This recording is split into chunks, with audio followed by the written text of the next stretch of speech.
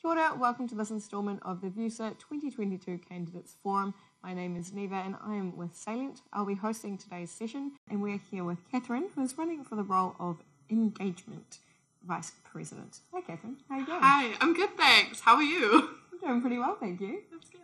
I'm going to hand over to you to do a little introduction about yourself, so perhaps why you're running for the role, your policies, anything that you think is relevant really. Awesome. Got one prepared, so here we go. Kia ora e te whānau and mabu hai. My name is Katherine Blow, my pronouns are she, they, and I'm running to be your 2022 VUWSA Engagement Vice President, or EVP. I am really passionate about being a voice for student issues and using this to enact change. I believe power is with the people. To quickly introduce myself, I'm originally from Kirikiriroa, Hamilton, and moved to Wellington in 2019 to come here to Vic to start my LLB/BA degree, majoring in criminology and media studies. I am of Filipino and Pakeha descent and I identify as queer and disabled.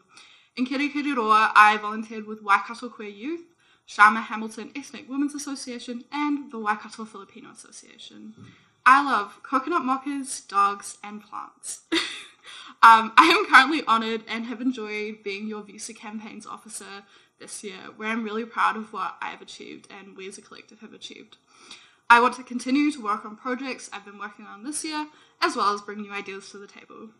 As a student myself, who is also disabled, I am no stranger to the issues students face and the ever-rising cost of living, the horrible housing crisis, a university who doesn't seem to put students first, and the general inaccessibility of university. I'm committed to using the resources I have through VUWSA to enact real change. Along with the current EVP Grace, we have been organising the Poneke Collective for Public Transport Equity, working with over 40 community organisations to make public transport free for students and community service card holders in Wellington. This project is soon to culminate in our meeting with the Minister of Transport next week, where we will hear his partai on our work. I've also advocated for students through submitting on the Conversion Therapy Bill, submitting to the Greater Wellington Regional Council on their long-term plan, and to the Wellington City Council on housing, and much more. Outside of VUWSA, I have volunteered with community law through the Student Rights Service, sat on the Greens at Vic Exec, and recently joined Queerly Legal as a research assistant/undergraduate advocate, which I'll do over summer.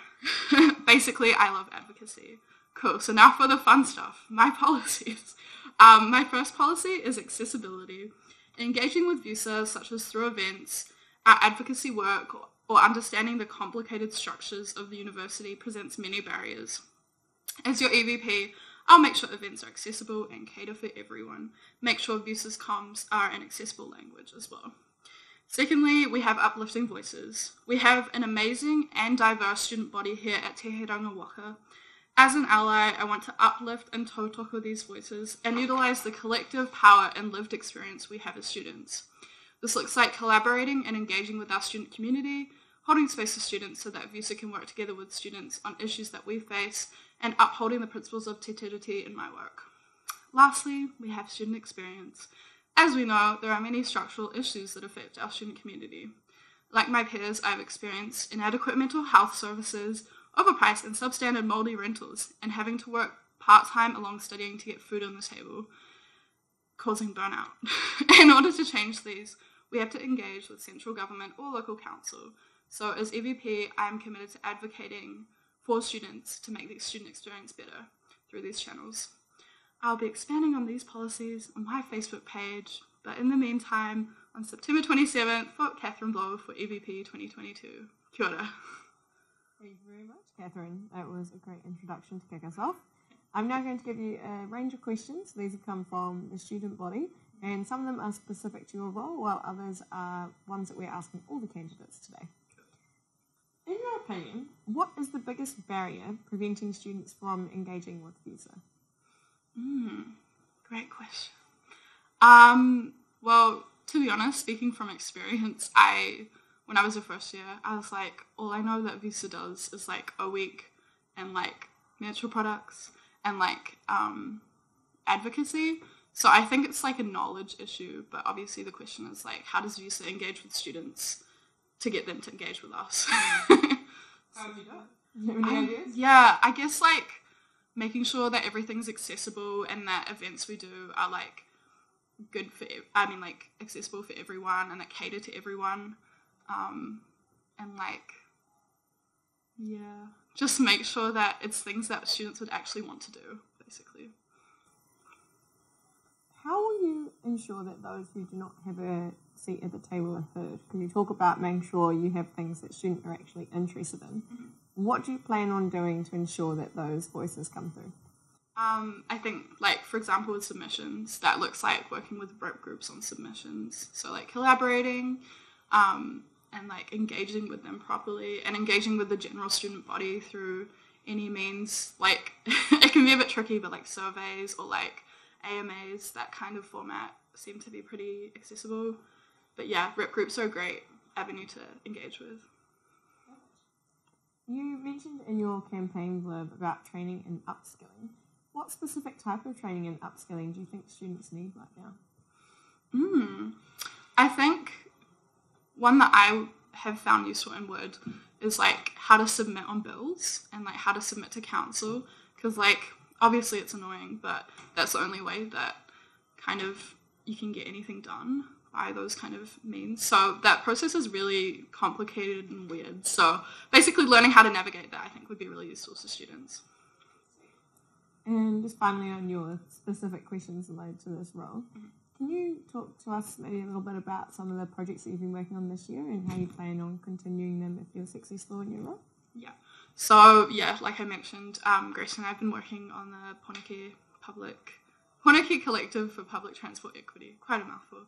So, I guess depending on how our meeting with the Minister of Transport goes next week, that'll kind of form our next step. So if he's kind of meh about it, maybe we'll do a rally outside Parliament and present a petition, that kind of those kind of channels. I guess next year's local body, and this year isn't local body, so I haven't really done anything involving that, but I'm really pumped and excited to hopefully lead a really engaging and accessible local body campaign, because local body is so important, but honestly I had no idea what it was until I came to uni. And I feel like a lot of my peers are probably the same because it's so confusing again. Yeah, perfect. I'm just going to give you a couple of questions that we're asking all the candidates today to round things out. Cool. First is obviously you've got a lot of involvement with the Poneke Collective, and that's really awesome. What would you do should a conflict of interest arise? Because obviously, you've got your own personal views. If the student body has a different opinion to that, or if it's something that's going to conflict with the work you do with the Poneke Collective, how would you address that? Yeah, that's a good question. I guess this is I would be an elective student representative, so my job is to represent students, and if that's kind of the majority view that they're holding and I don't agree with it, I kind of have to take the majority view. And I guess navigating conflict can be tricky, but listening to both sides and listening to what everyone has to say is key, I think, in navigating it. Okay. And is there a specific VUWSA cause or campaign that they've championed that's really had an effect on you? And if so, how did it affect you? Probably VUWSA's COVID-19 campaign, or just how they have advocated. So particularly I found learning online a lot more accessible for me. I could pause lectures and take it back, and I was like, wow, this is much better. I hope we can have this all the time. And so far, dual delivery has remained, so that's really helped me this year and last year as well. So Get the Rec campaign? Oh yeah, there we go, that's the name. And just finally, one last question, is how will students know that you've achieved your goals that you've set out? If they look back on this in a year's time, say, how'd they be able to go, oh yeah, Katherine did that?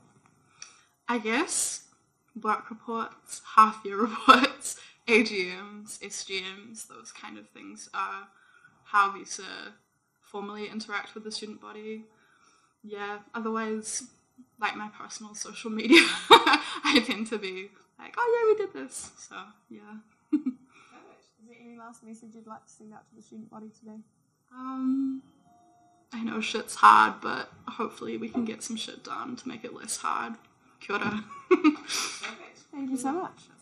That is Katherine, who is running for the role of Engagement Vice President.